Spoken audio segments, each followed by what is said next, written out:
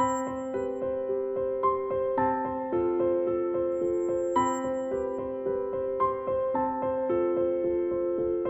the 1970s, I was dean of the college here, and I was very involved in the struggle against martial law.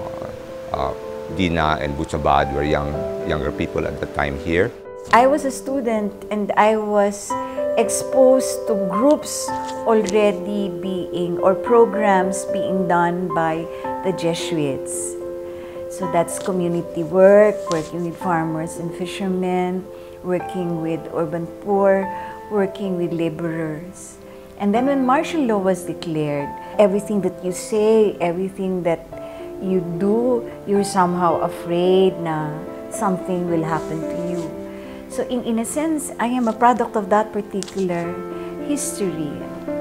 On November 1, 1991, I met with Father B at the Jesuit residence.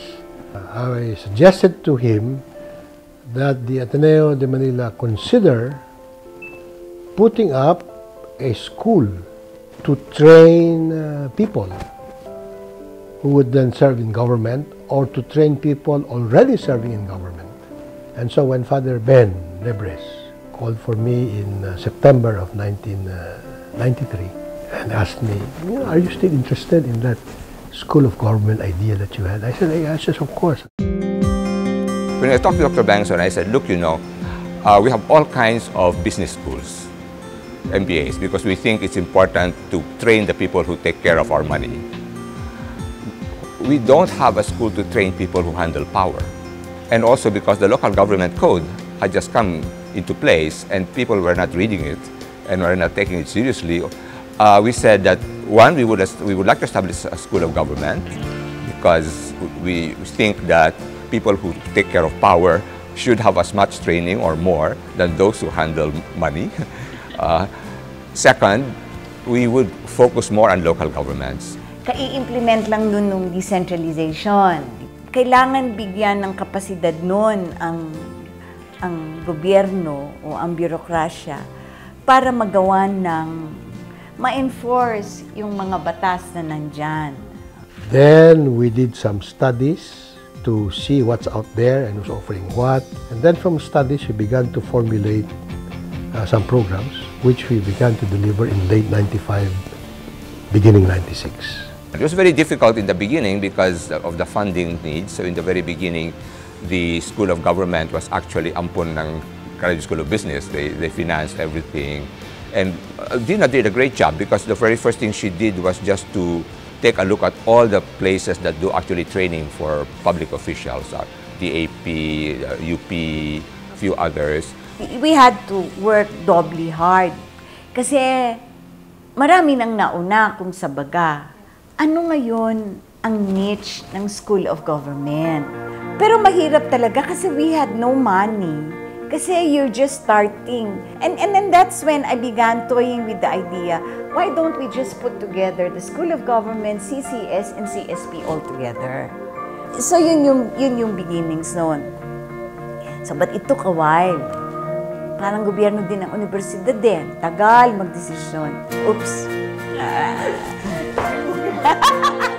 May 2001, when the Board of Trustees formalized in a decision, Dina Abad became formally appointed as Dean of the now academic unit called Ateneo School of Government.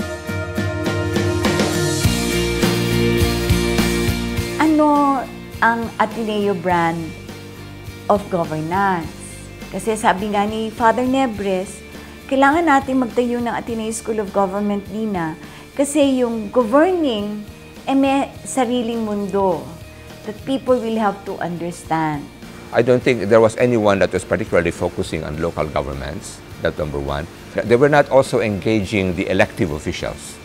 In general, they trained the bureaucracy. So we felt that it made sense for us, it would be a particular niche for us. And that's why the shape of the School of Government was to actually deliver on site. One of the things that we realized with the problem of leadership training in the Philippines is that almost all the leadership training is American-derived. We are at one end. We are very focused on relationships. The Americans are very focused on the individual and getting things done. you have to be able to find a convergence. And to be able to find a convergence, you have to be discerning. Working with the Jesuits, it was really the education for justice, men and women for others. For us, it has also been a learning experience. I think our faculty going out there have also learned very much. And so I think in these first years, it's, I would say, the most important achievement has really been building these relationships, both on the part of the local government officials that we've been working with, and also on the part, I think, of our own faculty. My hope is that this will filter down to our college students.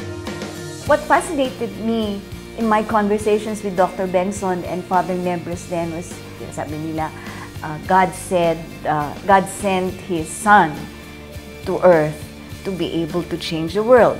He was made man to be able to change the world. And we share in that task.